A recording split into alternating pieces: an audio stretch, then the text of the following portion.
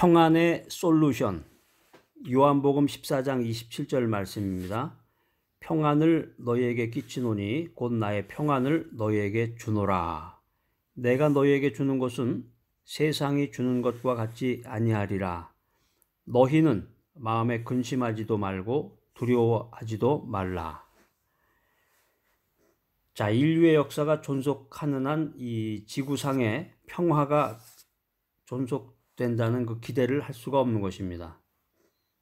불안과 공포와 혼돈 속에서도 우리는 주님께서 주시는 마음의 평안을 가지고 살 수 있습니다. 이게 굉장히 아이러니한 거죠. 어떻게 보면 이 세상의 그 환경 속에서는 우리가 평안을 누릴 수가 없지만 예수 그리스도 안에 있을 때, 예수 그리스도만을 믿고 의지할 때 마음의 평안을 가질 수 있다라는 건데, 자, 첫 번째, 평안의 솔루션 첫 번째입니다. 하나님을 떠나서는 평안이 없다. 그러니까 하나님을 모르는 불신자들, 또 하나님이 없다고 얘기하는 그 불가지론자들이라든가 또 종교인들 같은 경우는 진정한 평안은 없는 것입니다. 평안해 보이는 것 같아요. 돌을 닦아서 이렇게 득도했다 그러면서 평안한 것 같은데 진정한 마음의 평안은 없는 것입니다. 창세기 3장 9절로 10절에 보면은 그 인류의 첫 두려움과 불안을 체험한 그 아담에 대한 그 스토리가 나와요. 그런데 하나님과 함께 할 때, 하나님과 동행할 때 불안과 공포가 없었다. 성경은 이렇게 분명한 메시지를 우리들에게 제시해 주고 있습니다. 쫓겨나고 쫓기는 인생은 불안합니다. 여러분 지금 누가 쫓아오고 있나요? 성경에 있는 말은 어떻게 보면 이제 상징적인 말이 될 수도 있고, 이제 구체적으로 오늘 점심 때는 어떤 메뉴를 먹어라 이런 식으로 기록된 건 아닙니다. 왜 그러냐면은 그 구체성을 가질 수가 없죠. 인류의 숫자가 뭐 한두 명도 아니고.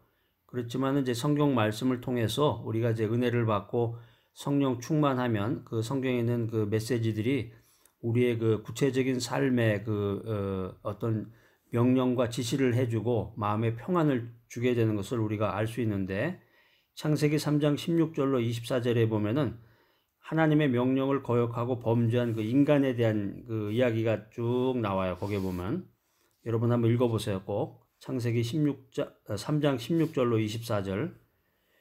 그래서 평안의 근본에서 쫓겨났고 그 이후에 죄와 질병과 가난과 죽음에 쫓기면서 인류는 살게 된 것입니다. 그렇기 때문에 불안이 시작됐다는 거예요. 쫓기는 인생은 불안하다. 그러니까 무언가 이렇게 쫓기는 것 같고 빨리빨리 해야 되는데, 뭔가를 빨리빨리 해야 되는데 뭔가 이렇게 쫓기는 것 같이, 그런 사람은 항상 불안하잖아요. 여러분 얘기인지는 모르겠어요. 또 자기를 잃어버린 그 불안, 자기를 잃어버린 사람은, 자기의 정체성을 잃어버린 사람은 또 불안하죠. 자기의 정체성, 아이덴티티를 잃어버린 인생은 마치 산속에서 길을 잃어버린 어린아이처럼 존재가 불안합니다. 애가 부모하고 같이 가도 짜증을 내고 그럴 때가 많은데, 산속에서, 아무도 살지 않는 산속에서 길을 잊어버렸다고 생각해 보세요. 얼마나 애가 불안해할지. 그러니까 인생이라고 하는 것이 자신의 출처도 모르고 내가 어디서 왔는지 또 어디로 가야 되는지 이런 걸 모르고 그냥 방황하면서 인생길을 살다가 죽는 것이 대부분 사람들입니다. 세상 사람 말만 듣고 또 드라마에 나오는 내용만 의지하다가, 그러니까 진정으로 하나님을 의지하고 주님의 말씀 따라서 살고자 할 때 하나님께서는 그 진리의 말씀을 우리들에게 전달해 주시고 너는 어디서 왔는가? 나는 또 어디로 가야 되는가에 대한 분명한 해답을 우리에게 제공해 주시는 것입니다. 그렇기 때문에 불안이 사라지고 평안이 충만해지는 것이죠. 그래서 하나님을 찾기 전에는 진정한 평안이 없다. 하나님을 찾기 전에는 진정한 평안이 없다. 우리가 예수를 믿고 하나님의 자녀가 돼야 하나님과 진정한 그 화목을 누릴 수 있는 거예요. 이게 성경이 우리에게 전해주는 아주 근본적인 진리 중에 하나인데, 예수를 믿어라. 그리고 하나님의 자녀가 되라. 그러면 하나님과 화목함을 누리게 된다. 결론적으로 한마디로 압축을 하면은 그 예수 그리스도의 품 안에서 우리 인간은 평안함을 누릴 수 있다. 그러니까 여러분, 이 메시지를 들으신 여러분, 불안해하지 마시고 예수님을 믿고 하나님의 자녀가 되면은 예수 그리스도 안에서 진정한 평안을 여러분들 누리시게 되고, 오늘부터는 이제 그 수면제 안 드셔도 된단 말이에요. 술 마시는 분도 계시고 그러는데, 시편 91편 1절 말씀 한번, 그 명약입니다. 이게 성경이 여러분에게 제공해드리는 명약이야. 명약, 구약.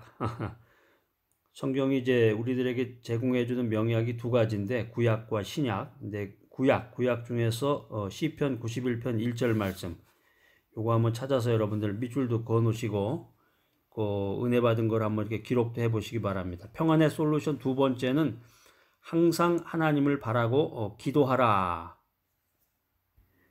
오늘도 나를 구원하시는 하나님을 생각하고 하나님을 바라보고 하나님을 믿고 하나님께 기도하고 하나님께 고백하라.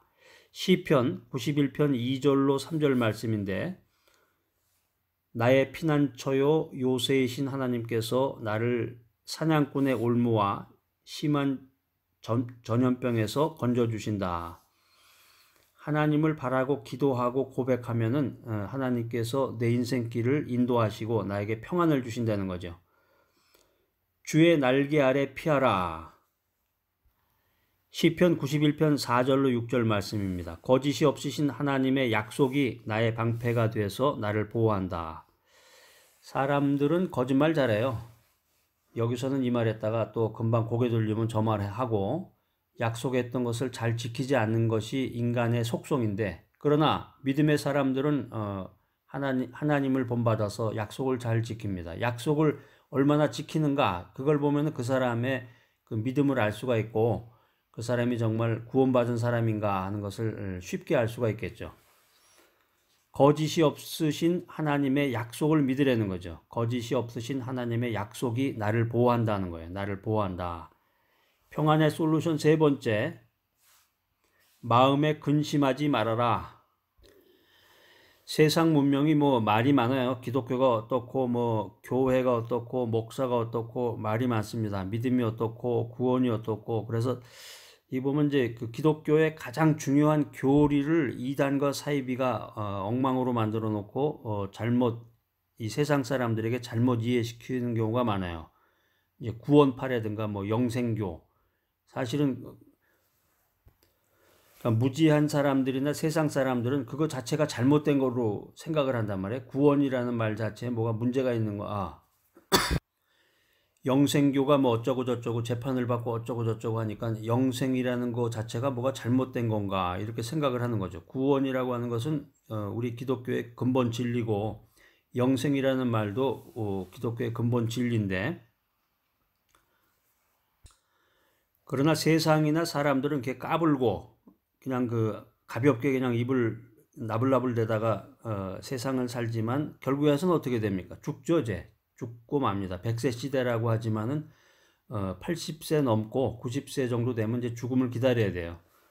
이 죽음이라고 하는 것이 인간의 지식이라든가 이성이라든가 이 과학의 입을 쫙 다물게 만들어 버리는 거예요. 죽으면 끝나는 건데 이제 더 이상 입을 벌리질 못하잖아요.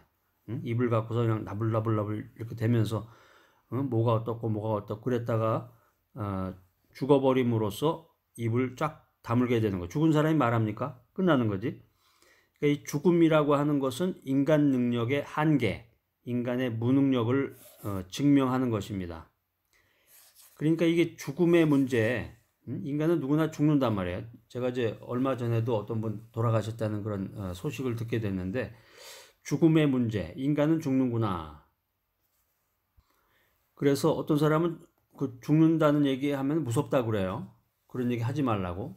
그런데 잠언에 보면은 그 결혼식장이나 이런 데 가서 기쁨을 누리는 것보다는 그 장례식 같은 데 가서 그 죽음에 대한 묵상을 하는 것을 더 권장하고 있습니다. 그 왜 그러냐면 더 진지해지려는 거지. 인생에 대해서. 너는 죽는다. 너의 인생의 마지막 날이 곧 다가온다.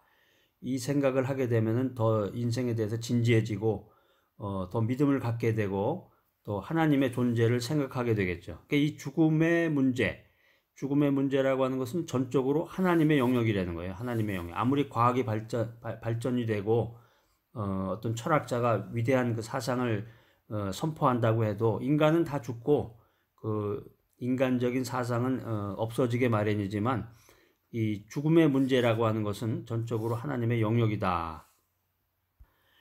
그러나 죽음에 대한 예수님의 해답으로서 예수님께서는 죽으셨다가 3일 만에 부활하셨다는 거죠. 너희는 마음에 근심하지 말아라.